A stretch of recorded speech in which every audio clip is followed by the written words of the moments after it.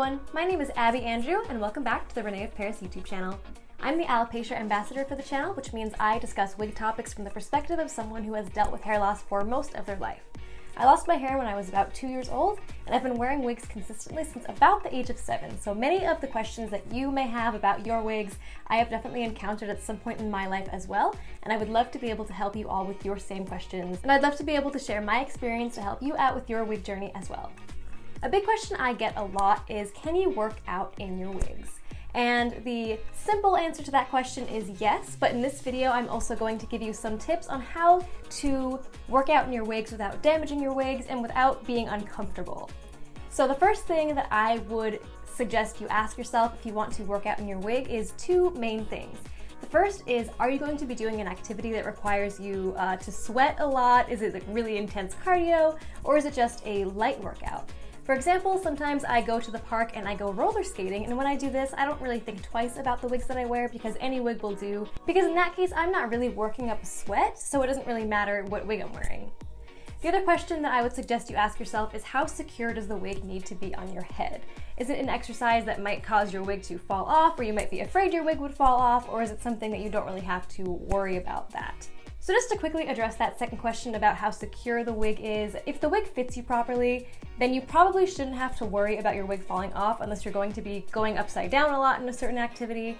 However, I've literally done cartwheels in my wigs and felt like they were very secure and not at risk of falling off. So if a wig fits you properly, you shouldn't have to worry about it falling off. All of our Renee of Paris wig caps are adjustable, so if your wig doesn't feel like it's secure, be sure to check the straps on the back of the wig.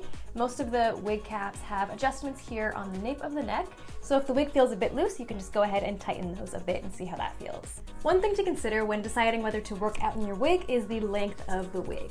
If you're wearing a longer wig, one suggestion you might want to do is to tie back your wig just like you would your usual hair. So right now I am wearing the wig Hayden from the Amore collection in the color Rose Gold R. So with the hair tied back like that, it's out of your face, so you don't have to worry about it getting in your way while you're exercising. And typically most exercises shouldn't cause damage to your wigs. One thing that might happen is perhaps you'll sweat a bit more, so maybe you'll have to wash your wig a bit more often, but for the most part, it's not going to damage your wig more than any other activity will. Personally, when I'm exercising, I prefer to wear shorter wigs because that way I can just wear them down, not have to tie them back, but it's still short enough that it's not in my face. So here's an example of a wig that I might work out in. This is my Cody from the Amore collection. So this wig is Cody from the Amore collection in Creamy Blonde, and because it is a shorter style, I don't have to tie it back to work out. It's still pretty much out of my face because of the length. Another tip that I personally use when I'm working out in my wigs is, if you are someone that wears wigs daily, especially if you're someone that wears the same hairstyle every single day, with synthetic wigs, eventually you're going to replace the wig once it gets to the end of its lifespan. Synthetic wigs tend to last about 4 to 6 months of daily wear. So once you replace that wig, if you're replacing it with the same wig, don't get rid of the old one necessarily. If it's still in pretty good shape, you can use that as your dedicated workout wig, and that's something that I do because I'll tend to have an older version of a style that I wear a lot, and that will just kind of become my workout wig. This is especially great because that way you don't have to find yourself working out in your brand new favorite wig. You can save one of your older wigs to kind of take the brunt of that damage if you are working out and sweating a lot. That way, that can just be the wig you work up a sweat in, so you don't have to wash your brand new beautiful wig as often. That could just kind of be the one that you wear a little bit more casually. So for example, a wig style that I have worn a lot throughout my lifetime is the Tatum from the Amore collection. This is a style that I have probably owned dozens of at this point. So I have had multiple Tatum wigs that have just been a little bit older that I didn't know what else to do with, that have become my workout wig.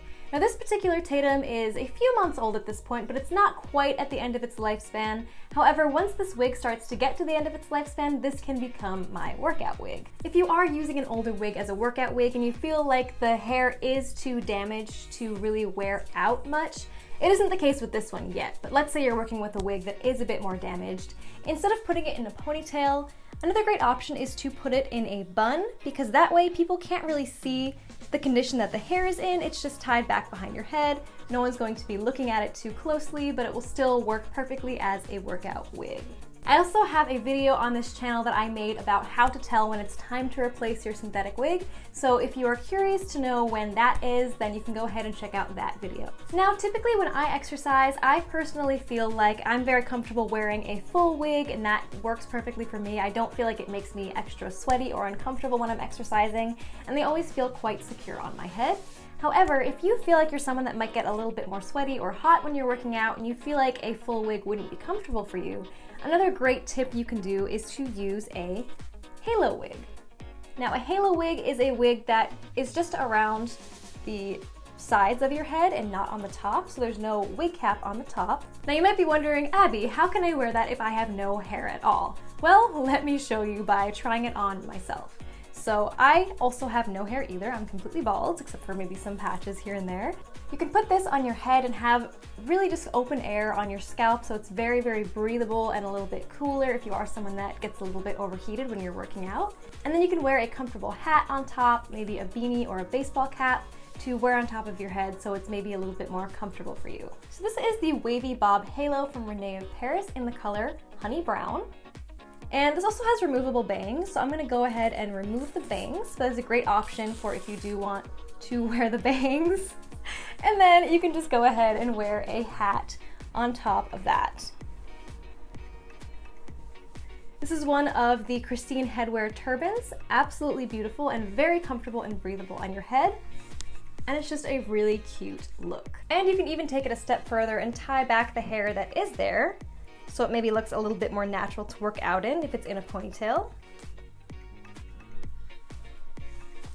But that way it still gives the appearance of having hair underneath the hat that you're wearing, with the hair peeking out in the back, and it's also very comfortable and very breathable. And you can also do the same with a baseball cap, whatever you feel most comfortable working out in. I hope these tips were helpful to you all. If you have any additional questions, feel free to leave them in the comments below, and we'll get back to you as soon as we can. Give this video a thumbs up if it was helpful to you, and don't forget to subscribe to the Renee of Paris YouTube channel for more wig tips and tutorials.